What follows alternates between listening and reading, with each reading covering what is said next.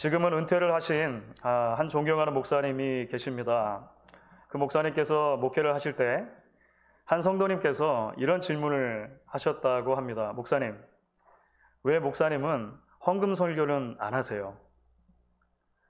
헌금이라고 하는 주제에 대해서 목사님이 거의 설교를 하지 않으셨고, 그래서 그런 설교를 좀 해주셨으면 하는 바람을 담아서 아마 교회 리더십 중에 한 분이셨던 것 같아요. 목사님께 그런 이야기를 하셨다는 것입니다.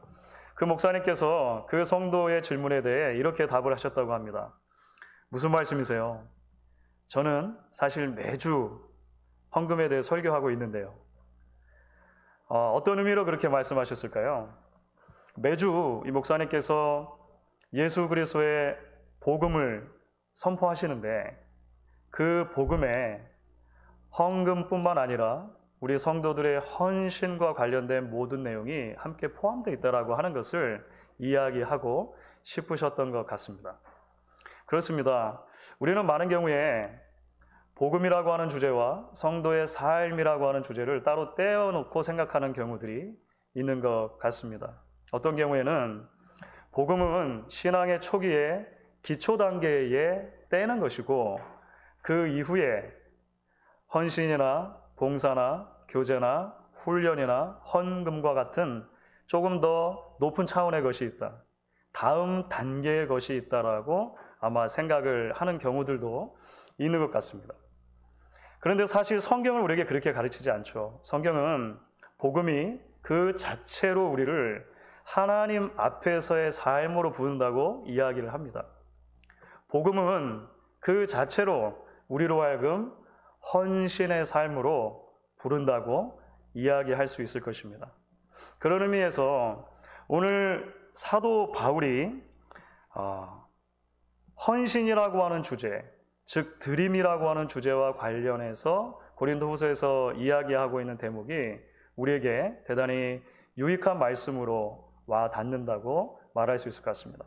오늘 우리가 함께 읽은 본문은 우리가 고린도후서를 계속 살펴보는 가운데 이제 바울이 고린도 교인들에게 헌금 생활에 대해서 또는 이것이 조금 더 구체적으로는 구제 헌금과 관련이 됩니다.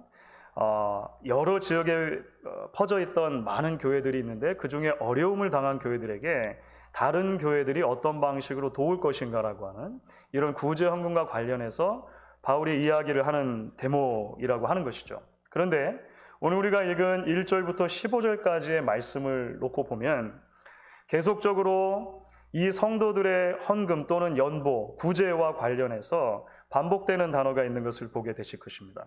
그 반복되는 단어는 은혜라고 하는 단어입니다. 은혜. 총 5번이나 오늘 말씀을 보시면 은혜라고 하는 단어가 반복이 되는 것을 보게 됩니다. 다시 말하면 헌금이라고 하는 주제는 은혜라고 하는 주제와 뗄 수 없다라고 하는 것입니다. 우리의 헌신이라고 하는 주제는 복음이라고 하는 주제와 뗄 수 없다라고 하는 것이죠. 그렇다면 여러분, 우리가 이제 조금 더 구체적으로 오늘 바울의 권면을 통해 성도가 하나님께 드리는 이 헌신이라고 하는 주제와 관련해 어떤 진리와 가르침들을 건져 올리고 우리들에게 적용할 수 있을까요? 첫 번째로 우리는 이렇게 말할 수 있을 것 같습니다. 헌신이라고 하는 것.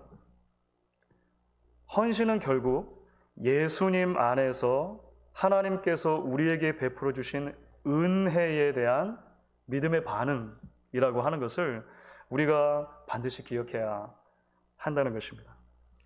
사실 좀 더 엄밀하게 말하면 오늘 우리가 함께 나눈 말씀은 두 단락으로 나눠집니다. 1절부터 5절까지는 마게도냐 교인들의 헌신과 관련된 내용입니다. 마게도냐 교인들이 어떻게 구제헌금을 했는가라고 하는 내용이죠.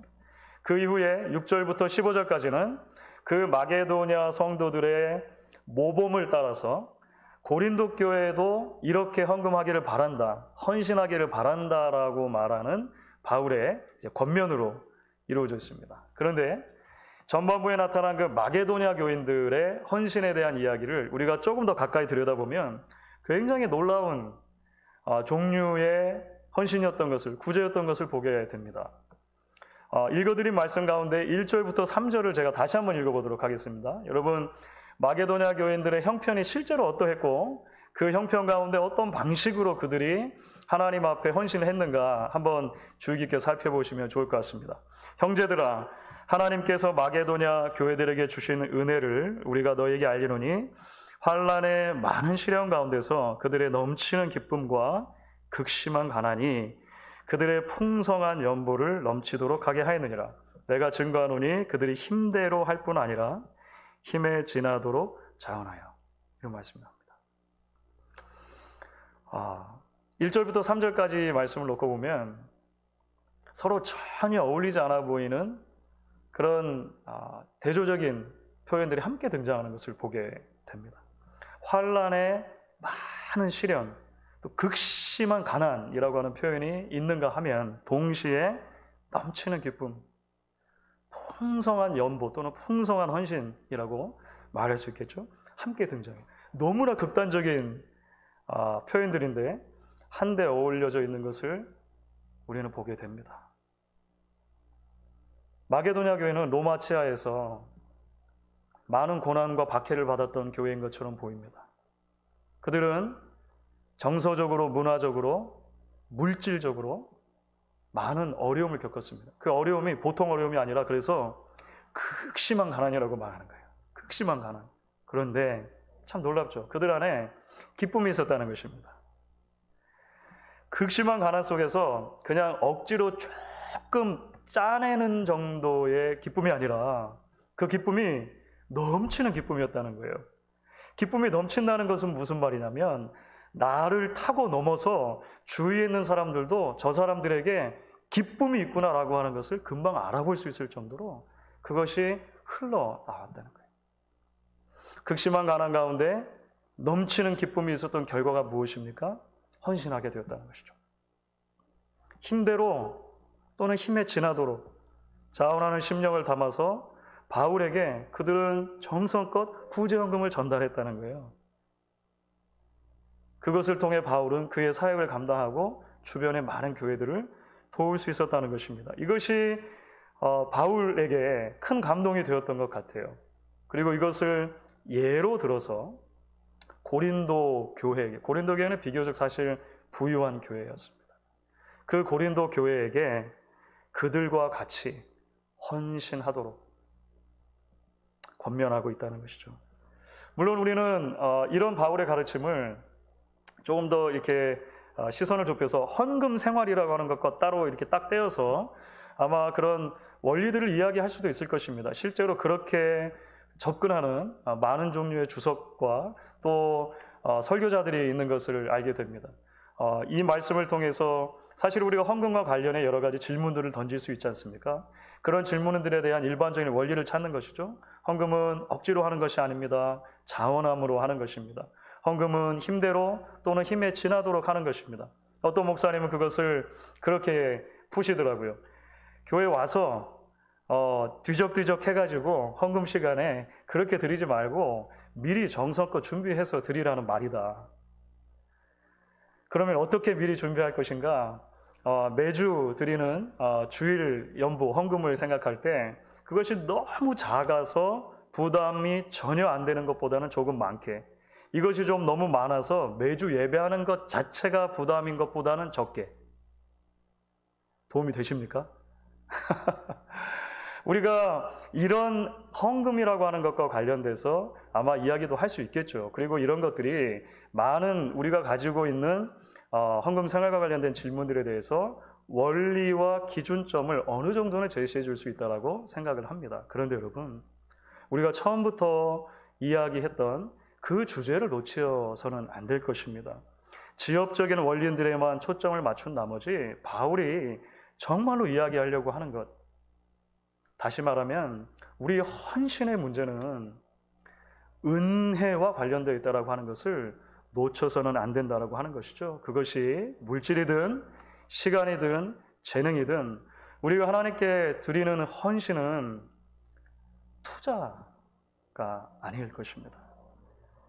하나님이 주실 더 큰 복을 바라며 지극정성으로 하나님과 거래를 하는 자리가 아니라고 하는 것이죠. 하나님 앞에 드리는 모든 헌신의 기본 원리는 하나님께서 예수 그리스도 안에서 이미 우리에게 넘치는 은혜를 부어주셨고 그 은혜에 대해서 우리가 믿음으로 반응하는 것이다라고 하는 것을 잊으면 안 된다는 것입니다. 그래서 오늘 말씀을 보면 바울이 마게도냐 성도들의 헌신과 또 그것을 기준으로 해서 고린도 교회 성도들에게 헌신을 권면하면서 그 한복판에 9절 말씀에서 이렇게 말하는 것을 보게 됩니다. 여러분 9절 말씀을 같이 한번 이제 그러면 읽어보도록 하겠습니다. 9절을 같이 읽습니다. 우리 주 예수 그리스도의 은혜를 너희가 알거니와 부요하신 이로써 너희를 위하여 가난하게 되심은 그의 가난함으로 말미암아 너희를 부요하게 하려 하심이라. 누가복음 15장을 보시면 탕자 이야기가 나옵니다. 탕자는 둘째 아들이죠. 둘째 아들이 부요하신 아버지로부터 독립을 선언을 합니다. 둘째 아들이 아버지에게서 독립을 선언하면서 구한 것은 뭐였냐면 아버지의 유산이었습니다. 아버지가 아직 살아계신데도 불구하고 유산을 미리 달라고 한 것이죠. 그 유산을 아버지는 허락해 주십니다. 처음에는 너무나 그것이 좋았어요. 왜냐하면 유산을 한 번에 받았기 때문에 목돈이 생긴 것입니다. 그렇죠? 둘째 아들의 손에 목돈이 생겼을 때 그는 그것을 가지고 자신의 인생에 많은 계획을 했을 거예요. 그런데 한 가지 잊어버렸던 것이 있습니다. 아버지의 집에 있을 때는 사실 아버지의 모든 부여가 자기의 것과 마찬가지였는데 그 아버지의 집을 떠나 목돈을 손에 쥐고 나서는 순간 자신의 수중에 있는 것만 자기의 것이 된다는 것을 잊어버렸다는 거예요. 그 수중에 있는 것은 곧 없어져 버릴 것들이죠. 실제로 둘째 아들의 삶에서 그것이 곧 말라버리는 것을 보게 됩니다. 사랑하는 여러분, 바로 이것이 범죄한 인간의 모습이라고 하는 것이죠. 서부의 풀러 신학교에서 가르치고 있는 한국인 교수님 김세윤 교수님이라고 하는 분이 계시는데요. 김세윤 교수님이 바로 이 지점에서 이것을 인간의 아담적인 실존이다 이렇게 말을 해요. 좀 어려운 말이죠. 이게 무슨 말이냐면요, 하나님의 영원하신 부요에서 멀어져서 자기 스스로 자신의 인생의 주인이 되어 살아가는 그런 타락한 인생의 모습, 타락한 아담적 실존의 모습을 우리가 이 둘째 아들에서 볼 수 있다라고 하는 것입니다. 하나님 나라의 영원한 가치, 그 풍성함을 잃어버리고 돼지나 먹는 주염 열매를 찾아 전전하게 되는 바로 우리들의 모습이 이 둘째 아들의 모습에서 투영이 된다는 것입니다. 그래서 여러분 복음이 놀라운 것입니다. 복음은 그렇게 영적으로 헐벗고 굶주린 상태에서 헤매던 저와 여러분을 예수님을 통해 다시 자녀된 신분으로 회복시켜 주신다라고 하는 하나님의 선포이기 때문에 그래요.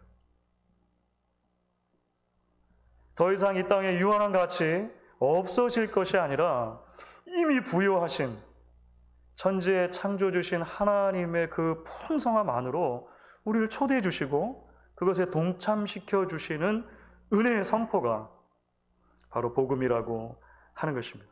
여러분, 이게 왜 은혜라고 말하는 걸까요? 이 모든 과정에서 우리가 할 수 있는 것이 아무것도 없기 때문에 그렇습니다. 우리를 위해 아들이신 예수님께서 부요하신 아버지 품을 버리고 이 땅에 오셔서 가난하게 되어 주심으로 우리가 하나님의 부요에 동참할 수 있게 되었다는 것이죠. 그렇기 때문에 여러분, 그것이 물질이건 재능이건 시간이건 우리가 하나님께 드리는 헌신은 어떤 의미를 가집니까? 하나님이 나의 아버지가 맞습니다 라고 하는 고백인 거죠. 다시는 탕자와 같은 그런 타락한 아담의 실존으로 돌아가지 않겠습니다 라고 하는 결단인 것이죠. 내가 힘을 다해 수고하고 내가 재물을 얻은 것 같지만 결국 나 자신도 내가 모은 재물도 내 인생의 주인일 수는 없습니다. 하나님이 나의 아버지십니다. 고백하는 것입니다. 내가 노력해서 이룬 재능인 것 같고 성취인 것 같지만 모든 것이 결국은 하나님이 허락하셨기 때문에 누리고 있는 하나님의 선물입니다 를 고백하는 것입니다. 여러분, 그런 고백과 그러한 결단이 오늘 저와 여러분에게 있기를 간절히 축복합니다. 오늘 이제 좀 더 나아가서 이 말씀을 통해 우리가 건져 올릴 수 있는 우리 헌신과 관련된 두 번째 진리가 있다면 무엇일까요? 여러분, 그것은 한 걸음을 더 나아가서 우리가 하나님께 드리는 헌신은 은혜에 대한 응답일 뿐만 아니라 그것이 자체로 은혜라고 하는 것입니다. 여러분, 이 대목은 사실 대단히 중요하고 놀라운 발견이라고 생각을 합니다. 여러분, 말씀드린 것처럼 오늘 본문 가운데 바울이 마게도냐 성도들의 헌신 그리고 고린도 교회 성도들의 헌신을 이야기하면서 은혜라고 하는 단어를 여러 번 사용했다고 말씀드렸습니다. 그렇죠? 5번이나 사용합니다. 그런데 그 중에서 조금 전에 살펴봤던 9절 말씀은 주 예수 그리스도의 은혜가 맞습니다. 그러니까 구원의 은혜입니다. 하나님이 예수 그리스도 안에서 우리에게 베풀으신 하나님의 부요함에 동참케 해주시는 그것을 은혜라고 말하는 거예요. 그런데 사실 오늘 본문을 자세히 들여다보시면 그 앞에 사용된 4번의 용례는 사실은 조금 다른 의미에서 사용됐다는 것을 보게 됩니다. 1절, 4절, 6절, 7절인데요. 이 말씀을 보시게 되면 사실은 여기서 말하는 바울이 말하는 은혜는 헌금을 드리는 행위 자체를 말하는 것입니다. 여러분, 다시 한번 보십시오. 1절입니다. 형제들아, 하나님께서 마게도냐 교회에게 주신 은혜를 우리가 너에게 알리노니. 마게도냐 성도들이 얼마나 헌신했는가라고 하는 것이 은혜라고 하는 말인 거예요. 4절입니다. 이 은혜와 성도를 섬기는 일에 참여함에 대하여 우리에게 간절히 구하니. 6절입니다. 그러므로 우리가 디도를 권하여 그가 이미 너희 가운데서 시작하였은즉 이 은혜를 그대로 성취하게 하라. 헌신을 하는 것, 헌금을 드리는 일을 그대로 성취하게 하라는 말입니다. 7절입니다. 오직 너희는 믿음과 말과 지식과 모든 간절함과 우리를 사랑하는 이 모든 일에 풍성한 것 같이 이 은혜에도 풍성하게 할지니라. 계속해서 헌금하라는 말인 거예요. 사실은요. 다시 말하면 바울이 지금 뭘 말하는 거냐면요. 하나님 앞에 헌신을 하는 것이, 우리를 드리는 것이 하나님이 우리에게 주신 것에 대한 응답, 은혜에 대한 응답일 뿐만이 아니라 그 자체로도 은혜라고 하는 거예요. 여러분, 이게 어떻게 논리적으로 가능합니까? 정의상으로 보면, by definition, 정의상으로 보면 은혜는 하나님께서 우리에게 주시는 것입니다. 헌신은 우리가 하나님께 드리는 것입니다. 그런데 어떻게 우리가 하나님께 드리는 것이 그 자체로 하나님이 우리에게 주시는 것이 될 수 있냐라고 하는 것이죠. 사랑하는 여러분, 그 이유는 물질이든 시간이든 재능이든 우리가 하나님께 헌신함으로 결국은 우리가 이 땅에 발딛고 살아가지만 하나님께서 우리를 부르신 영원한 하나님 나라의 신분으로 살아간다는 것을 기억하는 자리이기 때문에 그렇습니다. 하나님께 나를 드리는 자리가 그 자체로 하나님이 우리로 하여금 우리의 우리됨, 하나님의 하나님 되심, 우리의 삶의 모든 누리는 풍요가 하나님의 약속이라고 하는 것을 다시 깨닫게 해주시는 자리라고 하는 거예요. 오늘 주일 아침입니다. 아빠, 엄마, 그리고 어린아이가 교회를 가고 있습니다. 이미 예배 시간에 좀 늦었습니다. 그런데 아빠, 엄마 손을 잡고 교회를 가던 아이가 이렇게 말하는 거예요. 아빠, 엄마, 오늘은 저에게 꼭 약속을 해주세요. 오늘은 예배 시간에 절대 졸지 않겠다고. 그러니까 이제 많이 부모님이 조셨던 것 같아요. 일주일 동안 피곤하시니까 그랬겠죠. 이미 예배 시간에 좀 늦었습니다. 그래서 오늘은 꼭 졸지 않을게 약속을 한 것이죠. 많은 사람들을 이렇게 해치고 이제 자리에 앉았습니다. 그런데 웬걸요? 자리에 앉자마자 다시 이제 졸음이 몰려들기 시작하는 것입니다. 그래서 허벅지도 꼬집어보고 주보도 계속 들춰보고 오타 수정도 하고 막 이렇게 해도 잠이 안 깨는 거예요.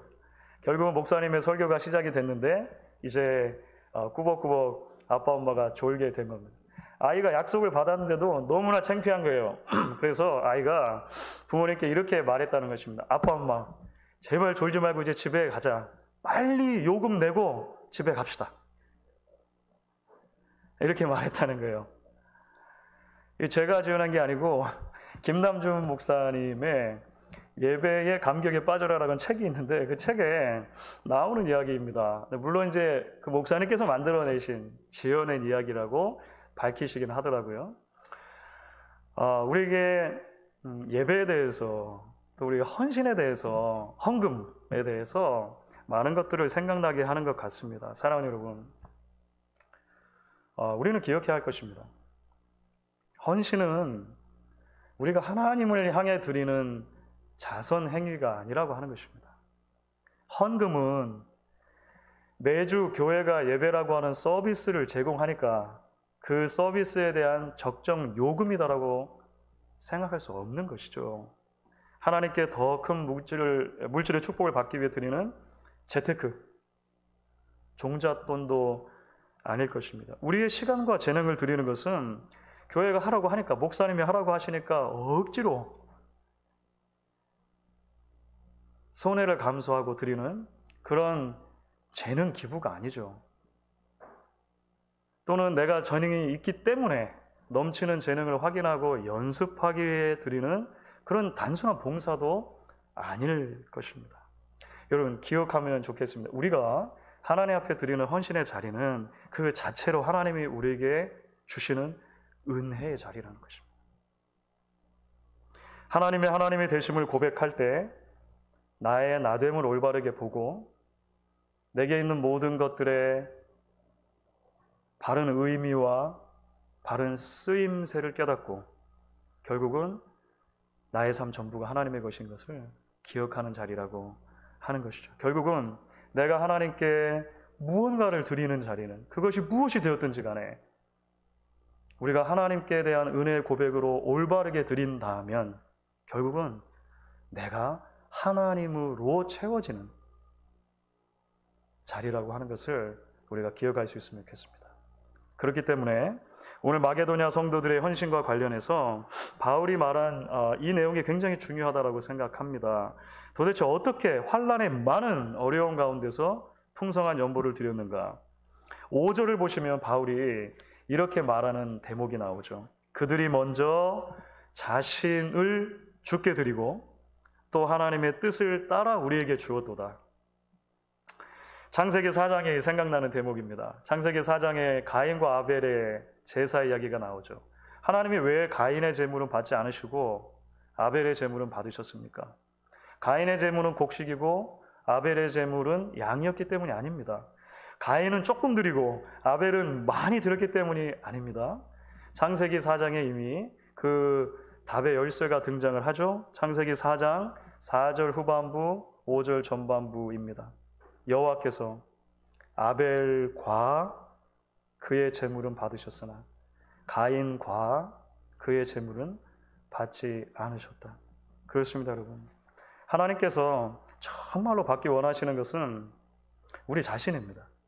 우리가 드리는 모든 것에, 그것이 시간이든 재능이든 물질이든 그 모든 것에는 드리는 우리가 담겨 있어야 하는 것이죠. 왜냐하면 우리는 자신의 전부를 쏟아서 구원해 주신 하나님의 자녀이기 때문입니다. 그렇게 우리의 물질과 우리의 시간과 재능을, 우리의 삶 전부를 하나님 앞에 드릴 수 있는 저와 여러분 될 수 있기를 주의 이름으로 간절히 축원하겠습니다.